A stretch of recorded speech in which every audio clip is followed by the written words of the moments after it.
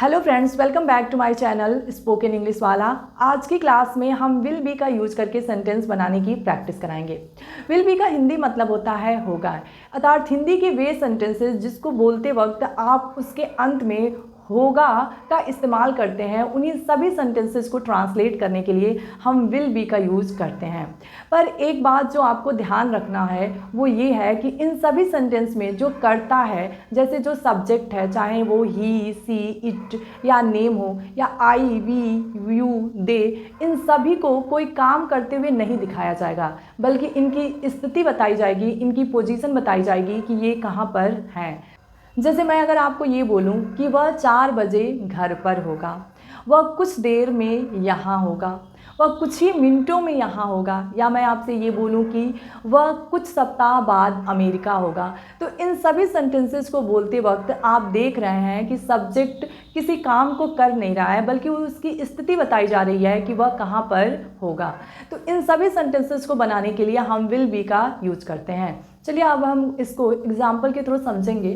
सबसे पहले हम बात करते हैं विल बी की हिंदी मीनिंग की। तो विल बी का हिंदी मतलब होता है होगा। अब इसका यूज हम सिंगुलर सब्जेक्ट के साथ करेंगे या प्लूरल सब्जेक्ट के साथ, इसको लेके थोड़ा सा कन्फ्यूजन रहता है सबको, तो वो मैं क्लियर कर दूं। विल बी का यूज हम सिंगुलर और प्लूरल दोनों सब्जेक्ट के साथ करते हैं। ही, शी, इट और नेम के साथ भी हम करेंगे। और इसका यूज हम इसके अलावा जो भी सब्जेक्ट हैं, जैसे आई, वी, यू और दे, इन सब के साथ भी करेंगे। तो यहाँ आपको बहुत क्लियरली समझ में आ गया कि विल बी का यूज हम singular as well as plural subject के साथ भी करेंगे, तो सेंटेंस को बनाना काफ़ी आसान होगा। चलिए अब हम इसका थोड़ा सा ग्रामर स्ट्रक्चर देखते हैं। अगर विल बी से रिलेटेड सेंटेंसेस हम बनाते हैं तो उसमें हम करेंगे क्या, subject plus will be plus object. ये हमारा रूल है, ग्रामर स्ट्रक्चर है विल बी से रिलेटेड सेंटेंसेस बनाने के लिए, subject plus will be plus object. जैसे अगर मैं ये बोलूं कि वह घर पर होगा, वह घर पर होगा, तो इसको जब हम ट्रांसलेट करेंगे तो यहाँ हमारा सब्जेक्ट क्या है, वह है ही। उसके बाद हम विल बी का यूज करेंगे, ही विल बी एट होम, वह घर पर होगा। तो आपको समझ में आ गया, हमारा ही जो है वो सब्जेक्ट है, विल बी का यूज किया और उसके बाद जो ऑब्जेक्ट है घर पर, उसको हमने लिख दिया। चलिए नेक्स्ट हम देखते हैं, वह ऑफिस, वह ऑफिस में, वह ऑफिस में होगा। He will be in the office.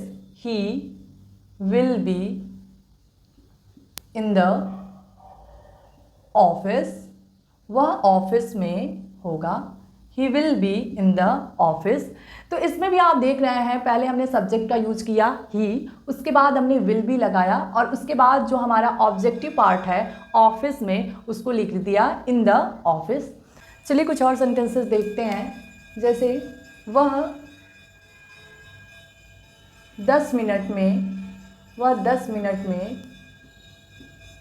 में यहाँ होगा, वह 10 मिनट में यहाँ होगा। He will be here in 10 minutes. He will be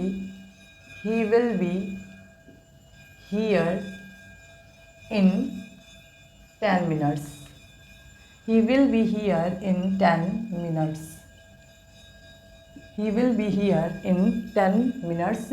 वह 10 मिनट में यहाँ होगा। He will be here in 10 minutes.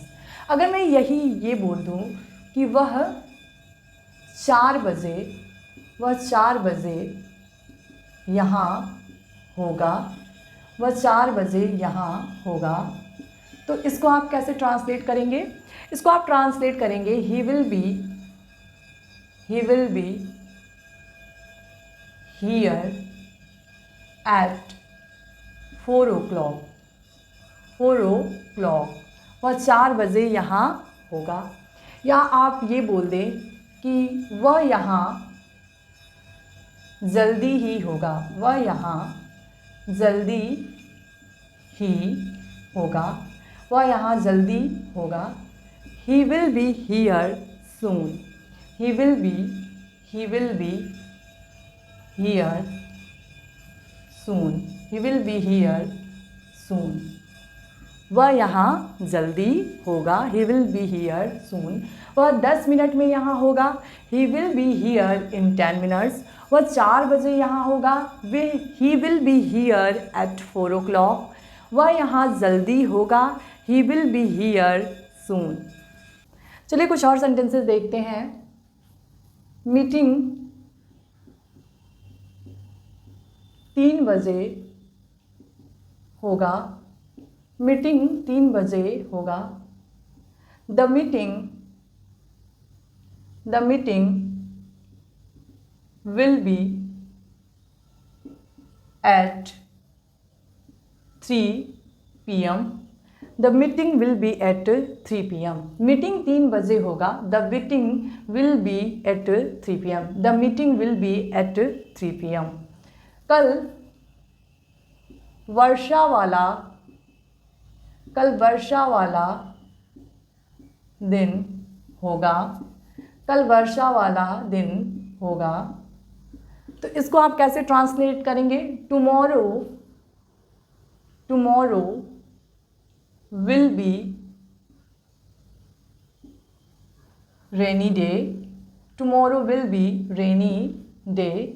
कल वर्षा वाला दिन होगा। यही मैं वर्षा वाले दिन की जगह बोल दूं कि कल धूप वाला दिन होगा, तो उस केस में आप कैसे लिखेंगे? Tomorrow will be sunny day, tomorrow will be sunny day. और आप मुझे कमेंट बॉक्स में लिख के बताइएगा कि कल बादल वाला दिन होगा, इसको आप ट्रांसलेट करके लिख के कमेंट बॉक्स में ज़रूर हमें बताइए। इसके अलावा अगर मैं बोलूँ कि कल छुट्टी होगा, कल छुट्टी होगा, तो इसको आप कैसे ट्रांसलेट करेंगे? Tomorrow will be a holiday, tomorrow will be a holiday, tomorrow will be a holiday. कल छुट्टी वाला दिन होगा, यानी कल छुट्टी होगा, टुमारो विल बी हॉलीडे। तो आई होप कि आपको विल बी से रिलेटेड सेंटेंसेस बनाने की प्रैक्टिस आपने मेरे साथ कर लिया है और आप खुद भी करेंगे। जैसे आपको मैं एक तो ऑलरेडी पहले से दी हुई हूँ कि कल बादल वाला दिन होगा, इसको ट्रांसलेट करके आप कमेंट बॉक्स में लिख के भेजिए। अगर उसमें कुछ मिस्टेक्स होंगे तो वो मैं क्लियर करके आपको लिख के भेजूँगी। इसके अलावा आप मुझे ये भी बताएंगे कि वह कल अमेरिका होगा, इसको ट्रांसलेट करके भी आप कमेंट बॉक्स में लिख के मुझे ज़रूर बताएं। Thank you for watching.